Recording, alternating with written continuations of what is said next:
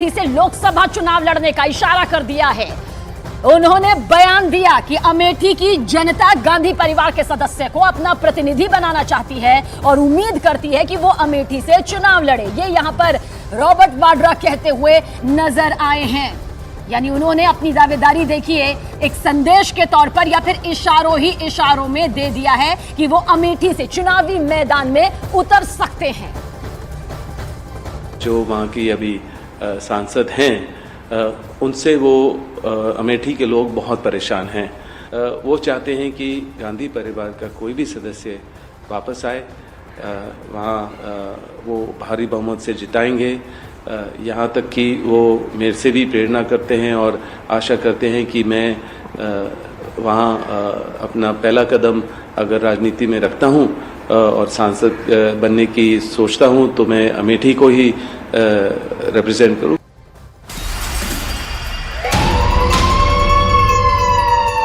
सियासत जो ना कराए, सोनिया गांधी के दामाद और प्रियंका गांधी के पति रॉबर्ट वाड्रा ने अमेठी की सियासी बिसात पर ताल ठोकने की मंशा जाहिर की तो नई सियासी चर्चा तेज हो गई है। वाड्रा की इस राजनीतिक महत्वाकांक्षा के जागने के बाद सियासत भी अब बेहद तेजी के साथ जोर पकड़ने लगी है। अमेठी से मैं हूँ और प्रियंका रायबरेली से हैं।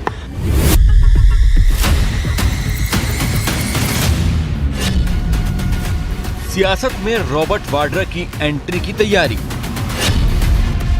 क्या अमेठी से चुनाव लड़ने वाले हैं रॉबर्ट वाड्रा? क्या रॉबर्ट वाड्रा के हाथ में आएगी कांग्रेस की विरासत?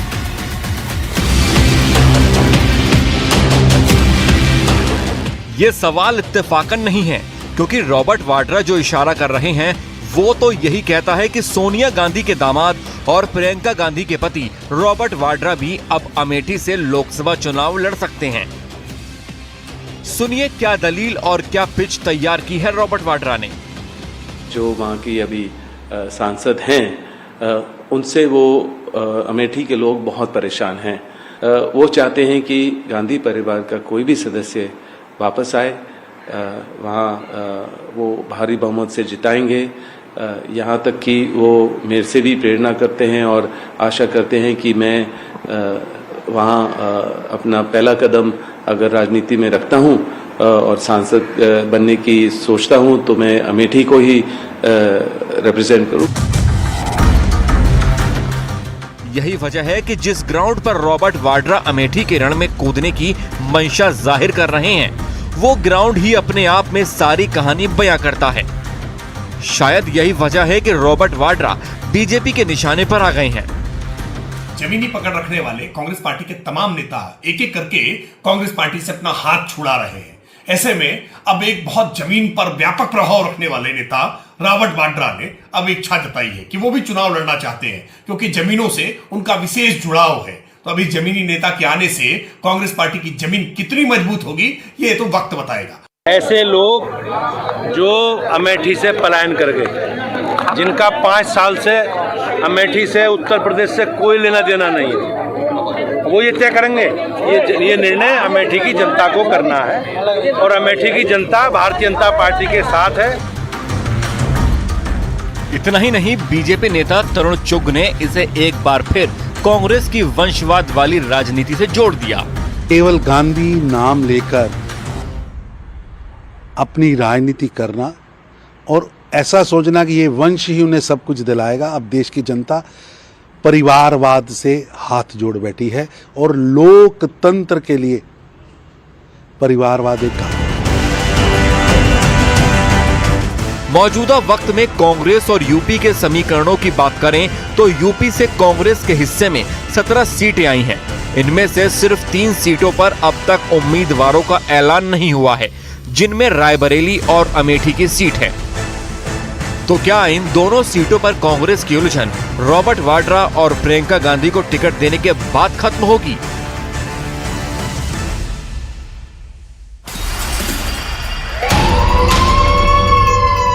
तो ऐलान अभी भले ही नहीं है, लेकिन संदेश जरूर यहां पर दे दिया गया है और रॉबर्ट वाड्रा का दावा कर रहे हैं कि दूसरी पार्टियों से भी चुनाव लड़ने के ऑफर मिल रहे हैं। और इसमें बीजेपी का क्या कुछ कहना है, सुनिए आप। हमें अभी तक वाड्रा जी की तरफ से कोई आवेदन प्राप्त नहीं हुआ है। कांग्रेस पार्टी में अगर उन्होंने आवेदन किया हो तो उनकी सासू माँ जाने, उनके साले साहब जाने, भारतीय जनता पार्टी को भी कोई आवेदन प्राप्त नहीं हुआ। रॉबर्ट वाड्रा ने जो कहा, एक बात तो बहुत स्पष्ट है कि ये परिवारवाद से बाहर निकल ही नहीं सकते।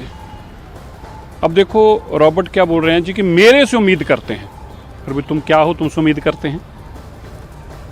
गांधी परिवार के दामाद होने के अलावा तुम्हारे पास ऐसा कौन सा सर्टिफिकेट है जिस तुमसे लोग उम्मीद करते हैं? तो बहुत स्पष्ट है, ये लोग परिवार से बाहर जा नहीं सकते। इसीलिए आज लोग कह रहे हैं कि यहाँ 4-5 पावर सेंटर बन चुके हैं। एक सोनिया गांधी जी का है, एक राहुल गांधी जी का है, एक प्रियंका जी का है, एक खड़गे जी का है, एक वेणुगोपाल जी का है। इन लोगों ने परिवारवाद के चलते इस देश को तबाह किया है और अभी भी ये अपने आप को बदलना नहीं चाहते। न्यूज 18 को दिए इंटरव्यू में रक्षा मंत्री राजनाथ सिंह ने सीएए और एनआरसी को लेकर बड़ी बात यहां पर कही है। बहुत बड़ी बात यहां पर कही गई है। राजनाथ सिंह ने कहा कि विपक्ष के पास मुद्दों का अकाल है। राजनाथ सिंह ने कहा कि सीएए की वजह से किसी भी भारतीय की नागरिकता नहीं जाएगी। रक्षा मंत्री राजनाथ सिंह ने यह भी कहा कि विपक्ष की बातों पर लोगों को भरोसा नहीं करना चाहिए। सीएए पहली बार आप जब होम मिनिस्टर थे तब आया था, पारित भी हो गया था। उसके बाद फिर वापस जो है दोबारा आप लोग लाए, और इस बार जब सीएए की बात कर रहे हैं, जब रूल्स नोटिफाई हुए हैं, तो पहली बार बहुत इसका देश वेश में काफी खिलाफ लोग इसके प्रदर्शन भी हुए थे। इस बार इतना कुछ हुआ नहीं। तो क्या आपको लगता है लोगों की अब ये समझ में आ रहा है ये, और ये इसको आप लोग अब आगे बढ़ा पाएंगे?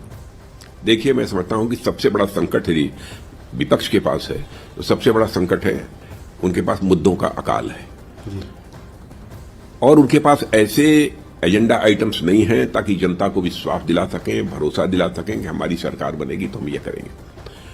और उन सारी राजनीतिक पार्टियों को लेकर आम जनता में एक विश्वास का संकट भी है। लोग उनकी बातों पर भरोसा भी नहीं करते। अब इसको लेकर तरह तरह की गलतफहमी पैदा करने की कोशिश जो है विपक्ष के द्वारा की गई है, लेकिन मैं विश्वास के साथ कह सकता हूं कि इस सिटीजनशिप अमेंडमेंट एक्ट के कारण किसी की नागरिकता समाप्त नहीं होने जा रही है।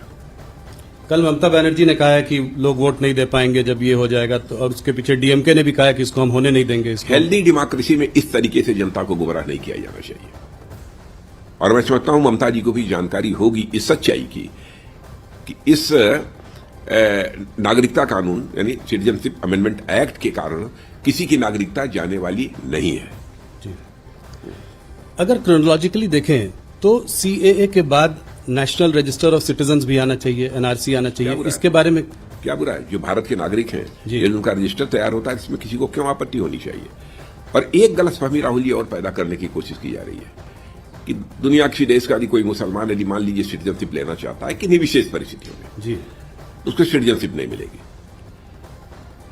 मैंने पहले ही कहा कि हम लोग जाति, पंथ और मजहब के आधार पर भेदभाव की राजनीति करने वाले लोग नहीं हैं।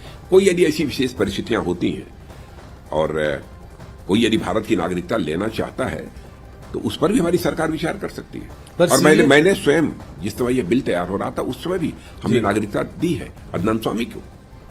जी, पाकिस्तान के सीएए में मुसलमान नहीं, सीएए के अंतर्गत मुसलमानों को नागरिकता नहीं दी जाएगी। सीएए के उसके अंदर मुसलमान तो है नहीं, परिस्थितियों पर निर्भर करता है। जी, तो एनआरसी आप कह रहे हैं कि आएगा, अगले उसको भी आप लोग लेकर आएंगे अगले टर्म में। आप उसमें आप कह रहे हैं कि उसमें क्या? वैसे एनआरसी से किसी को भय नहीं लगना चाहिए। जी, अनावश्यक इसको लेकर हुआ खड़ा किया जा रहा है, लोगों के अंदर भय पैदा करने की कोशिश की जा रही है। और मैं समझता हूं विपक्ष को इन सब सारी चीजों से, अफवाहों से बचना चाहिए। विपक्ष को भी यदि राजनीति करनी चाहिए तो तथ्यों के आधार पर, अनावश्यक जनता की आंखों में धूल झोंक कर राजनीति नहीं करनी चाहिए। विपक्ष के अंदर भी वह दमखम होना चाहिए कि यदि राजनीति करनी है तो जनता की आंखों में धूल झोंक कर राजनीति न करें, बल्कि जनता की आंखों में आंख डालकर राजनीति करें।